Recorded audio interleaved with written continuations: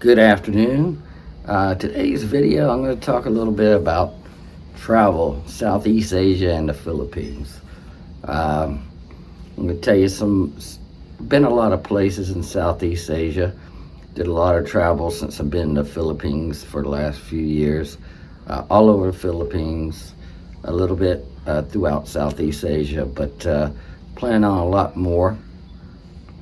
I did want to talk about first some of my favorite destinations. One, you probably know if you watch my channel, is Siargao. For a lot of different purposes. It's beautiful. The rivers are clean. Has a lot of beautiful scenery just everywhere. The water's good, water's clean. Great international food and good local food as well. So it depends on what you like, but they have that. It's really easy to get to for me from Clark Airport in Angeles City. Very reasonably cost too. And that's one of the things I want to talk about. First, I'm talking about Siargao. I'll mention that. Some other destinations I've been to, and I like some of them for different reasons, some more than others. I've been to El Nido, I've been to Coron and Palawan. Been to Bicol, Naga, Legazpi. I really like Caramoan, the one and only time I've been there. It was featured on a lot of survivors there before from many different countries, including the U.S. and the Philippines and more. Also, Balera, been to Vegan City, Baguio, San Juan, La Union. And then way up north between the top of Luzon and Taiwan, Batanes is the smallest province in the Philippines and the most further out. I mean, it's out there, out in the middle of nowhere, basically. But it's very strategic for the Philippines. And I know they've done a lot of exercise there recently with the U.S. military, I saw. But yeah, a lot of good places to travel to in the Philippines. I'm going down to Cebu in October. Not my favorite place, Cebu City, just like Manila. There's certain things I like to go and do, but I don't like the big cities. Yeah, Cebu City I'm going down to for something middle of October. End of October, I hope to go back probably to Vietnam hopefully for 5 or 6 days.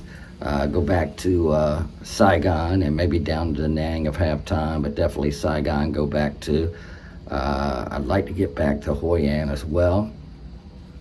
I really liked the food on my trip to Hanoi. I really liked, I think I liked Saigon much better, but overall I did enjoy my trip to Hanoi, like I said, especially the food, really good food there. Okay, besides some of the places I've been, back to what I really like. Siargao, I really enjoy. Like I said, Caramoan. It was a little bit hard to get to, but I really enjoyed it. Looks like Palawan when you're there. It's really remote though. Just like Siargao used to be until they got Starlink, most of the hotels. So just like Batanes before they got Starlink. So Starlink, getting that for your internet service, really has helped those remote destinations. I'm hoping to get still within the next 6 months to a year. I want to get back down to Dumaguete, Mobo and Cebu, maybe get over to Siquijor and some other places like that. I'll probably go back to Thailand within the next year, but it's not top on my list. More so the Philippines and also Vietnam. So those are the kind of where I want to go over the next 6 months to a year.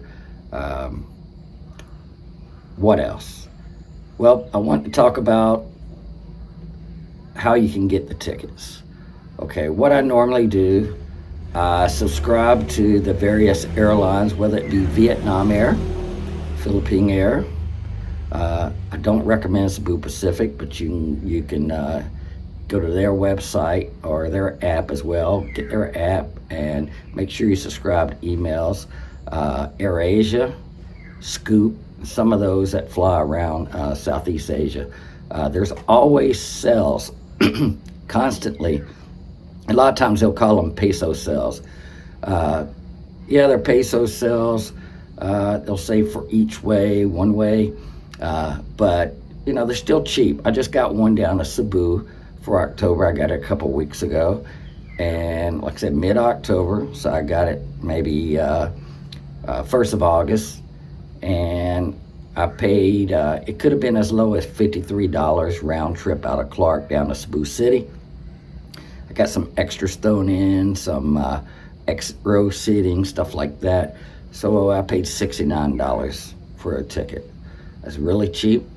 And you can do that constantly. I mean, if you're flexible, you can travel around Southeast Asia very cheap. My last trip to Siargao cost me $114 on Sunlight Air.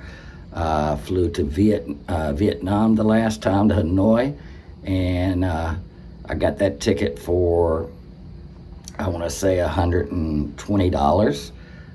Really cheap. I was looking pricing Saigon or Ho Chi Minh yesterday, and I could get a ticket, no frills included, Vietnam Air for $114. I personally rather fly Philippine Air.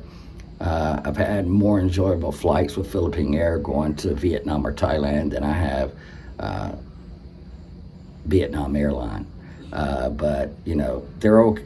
I still would travel them. I travel with them. Unlike Cebu Pacific, I try to avoid them at all costs. But I won't say I'll never fly them again. I'm hoping they'll improve their customer service. I'm hoping they'll improve their on-time performance and the amount of cancellations and all that. But look at all these different airlines. Sign up on their websites. Let them email you their deals. Check their apps frequently. Download all their apps, and you can constantly find good fares. So, another thing I know when I used to travel international or around, I would just go to these different booking sites or party sites, see kind of who that has all the airlines, all the fares, try to see who had the cheapest fare at the time. Then when I was ready to buy, I would go to a particular airline and buy from the airline. The reason I do that is because if you buy from these third-party sites and you need a change, or you got any problems whatsoever, it's like pulling teeth trying to do anything with these third-party sites, getting back your money or the changes. So I recommend you buy the tickets directly from the airline. It's great to use these third-party sites to search for different fares and see who's the cheapest. But like I said, I recommend that you buy from the particular airlines when you're ready to buy. Look for these sales. They're constantly.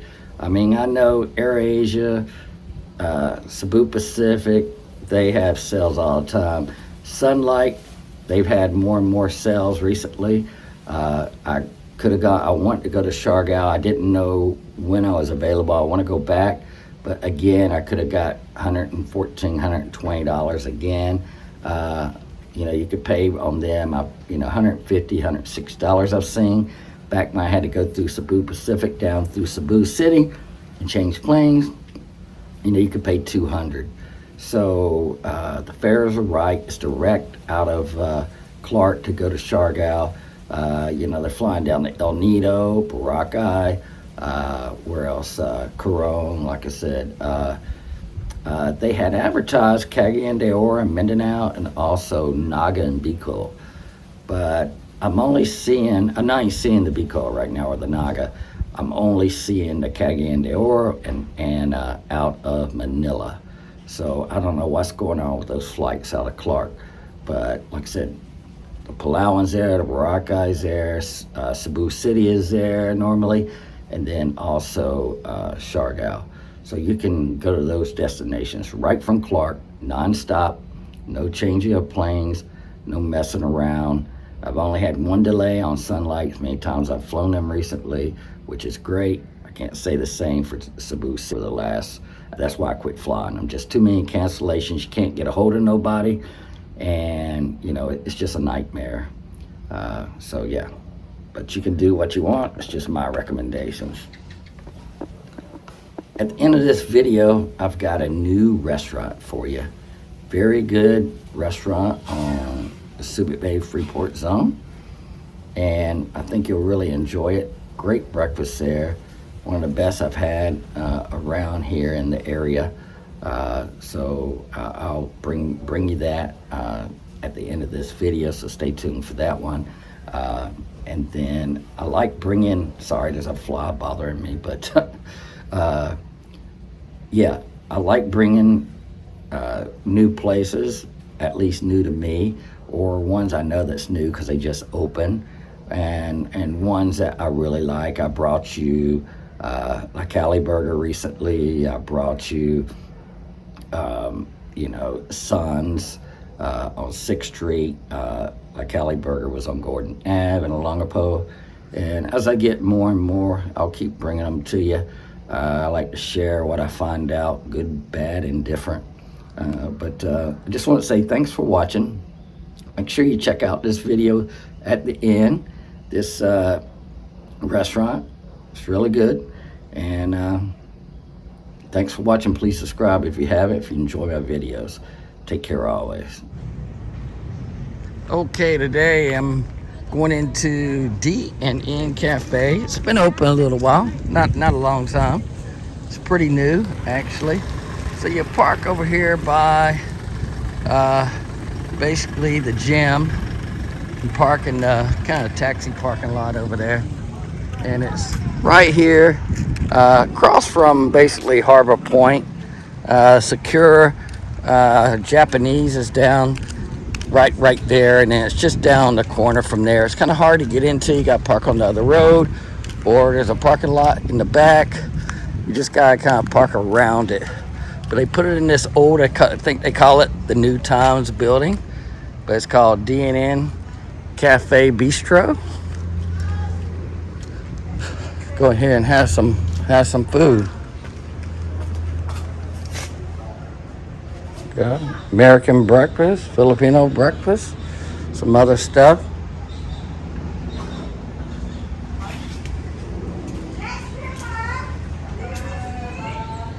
Yeah, we'll go check it out. D&N Cafe.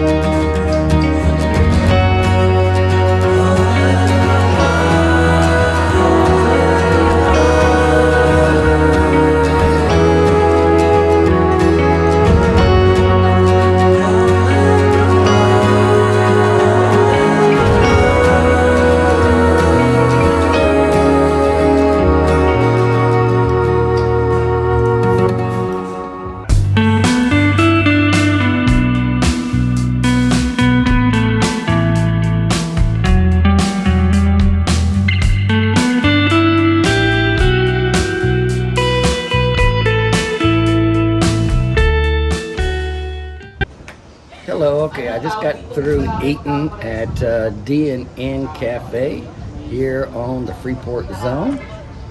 They said they originally were just going to have coffee when they opened, but they had some guests that wanted food, so they added breakfast, and it was really good. I had bacon, seasoned potatoes, I had French toast, egg. The coffee was really good too.